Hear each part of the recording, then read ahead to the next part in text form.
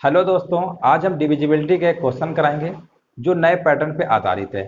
अब जो एग्जाम होते हैं उसमें इसी टाइप के क्वेश्चन पूछे जाते हैं। चलिए दोस्तों, क्वेश्चन देखते हैं। लिखा हुआ है, यदि 7 अंकों की एक संख्या 27x 29y6 से 72 से विभाजित है तो 2x प्लस 3y का मान क्या होगा। आपने देखा होगा, अब जो एग्जाम होते हैं उनमें डिविजिबिलिटी का क्वेश्चन इसी टाइप के पूछे जाते हैं। चलिए दोस्तों, देखें कैसे लगाएंगे इसको। नंबर हमारा लिखा हुआ है 7 अंकों का नंबर लिखा हुआ है 27x 29y6। ये क्वेश्चन में दिया हुआ है 27x 29y6 से अगर ये 72 से विभाजित है तो एक्स वाई यानी 2x प्लस 3y का मान क्या होगा। 2x प्लस 3y का मान पूछा गया है। अगर हम x और y का मान पता कर लें, x और y का मान अगर पता कर लें तो इसी में रख देंगे तो यहाँ पर 2x प्लस 3y हमको पता चल जाएगा।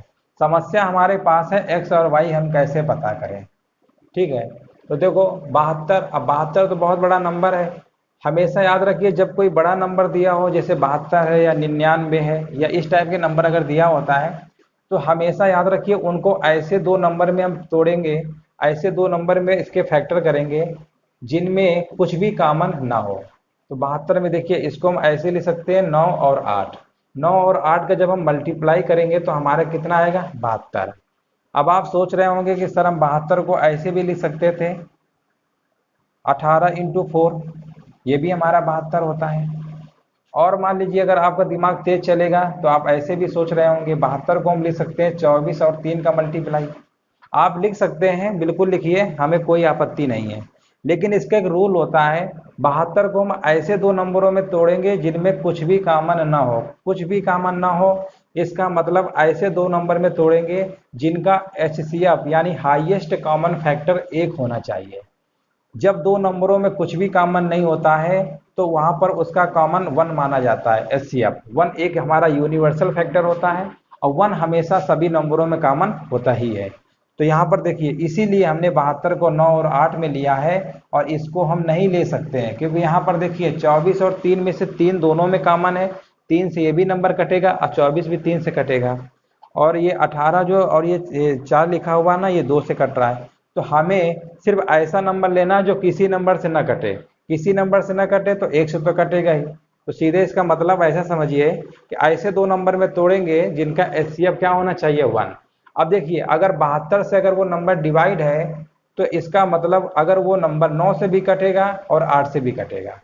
72 के जो हमने दो फैक्टर लिखा है 9 और 8, इसका ये मतलब हुआ अगर वो नंबर 9 और 8 अगर दोनों से कट रहा है तो हम कह सकते हैं कि वो नंबर हमारा 72 से भी हमेशा कटेगा। ठीक है, क्योंकि 72 की अगर ये फैक्टर से कटता है तो नंबर वो 72 से भी कटेगा। तो अब हमारे पास क्या है, 9 और 8 से चेक करना है कि 9 और 8 से कैसे चेक करें। 9 की डिविजिबिलिटी हमने बताया है कि 9 की कैसे चेक करते हैं, जितने भी अंक दिए हुए हैं सबको जोड़ लेंगे। जोड़ने के बाद जितना योगफल आएगा उसको 9 से भाग दे देंगे। अगर पूरा पूरा कट गया तो वो संख्या हमारी 9 से पूर्णतः कटती है, ये हमने पढ़ा है। लेकिन यहाँ पर दो नंबर हमको नहीं पता है, एक्स और वाई। अगर यहाँ पर अगर एक्स लिखा होता तो हम कोई भी नंबर अपनी तरफ से सोच लेते, इनको सबको जोड़ लेते और उसी के नंबर का डबल कर देते तो हमको पता चल जाता। लेकिन यहाँ पर 9 का नियम सीधे हम नहीं लगा सकते। क्यों नहीं लगा सकते? क्योंकि यहाँ पर दो नंबर है अलग अलग और अलग अलग नंबर हम नहीं सोच सकते हैं। ठीक है ना, अलग अलग नंबर काफ़ी सारे हो सकते हैं तो इसमें काफ़ी टाइम फील होगा। अब हम ऐसा करते हैं, 8 वाले का नियम चेक करते हैं। 8 वाले से देखिए हम क्या कहाँ पर पहुँचते हैं। 8 का हमने डिविजिबिलिटी बताया है, अगर किसी संख्या के अगर आखिरी 3 अंक, अगर किसी संख्या के आखिरी 3 अंक अगर 8 से कट जाते हैं तो वो संख्या हमेशा 8 से कटेगी। तो अब हमारे पास यही एक रास्ता है, इसको चेक करते हैं। तो 8 से जब चेक करेंगे 9y6 आखिरी के 3 अंक हमने ले लिया। 8 का भाग 9 में देंगे तो 8 एकम 8 तो चला जाएगा, यहाँ पर कितना आएगा 1।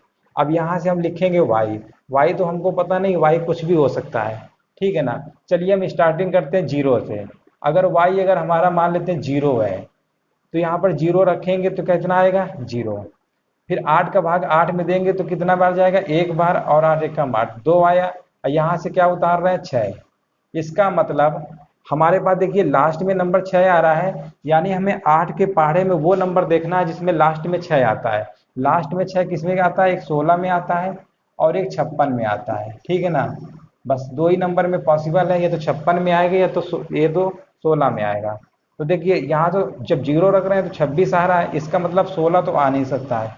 अब हमारे पास केवल 56 देखना। 56 कैसे बनेगा?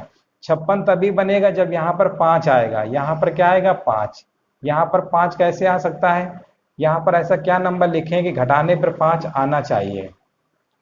तो यहाँ पर अगर 3 लिखा होता, क्या लिखा होता? 3। 13 में से 8 घटाएंगे तो 5 आएगा और यहाँ पर 6। ये आपको सोचना होगा तेजी से।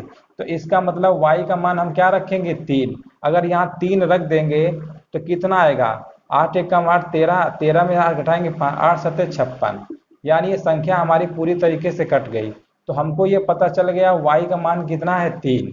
y का मान हमको पता चल गया 3 है, तो इसका मतलब यहाँ पर क्या लिखा होगा? 3 लिखा रहा होगा। ये हमारा y था। तो y का मान हमको पता चल गया 3 है।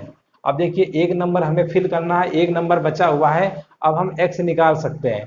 डिविजिबिलिटी हमने 9 की क्या पढ़ाया? सभी नंबर का योगफल 9 से कटना चाहिए। जितने नंबर दिया है पहले उनको जोड़ लो। 6 3 9, 9 9 18, 18 2 20, 20 और 6 3 9 9 18 2 20, 7 27 2 29।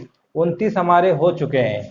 29 हमारे हो चुके हैं। अब इसमें से ऐसा कौन सा नंबर हम ऐड कर दें, ऐसा कौन सा नंबर ऐड कर दें कि 9 से कट जाए?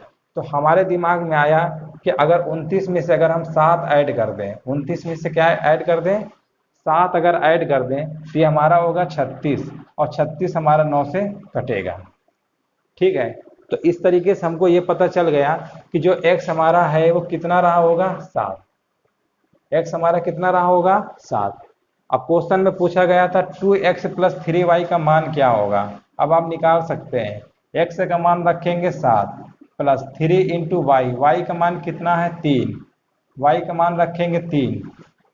अब जब इसको सॉल्व करेंगे तो हमारा आंसर आएगा 7 गुणे 2 14 होता है, और 3 त्रिक 9, 14 9 कितना होता है? 23। 14 9 कितना होता है? 23। तो इस प्रश्न का आंसर आएगा 23।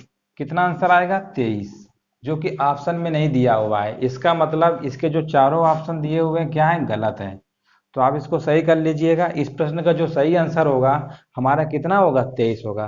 तो दोस्तों इस तरीके से लगाना था। इस टाइप से कई सारे सवाल पूछे जा सकते हैं, आप उनको अच्छे से प्रैक्टिस कर लीजिएगा। चलिए दोस्तों, वीडियो देखने के लिए धन्यवाद।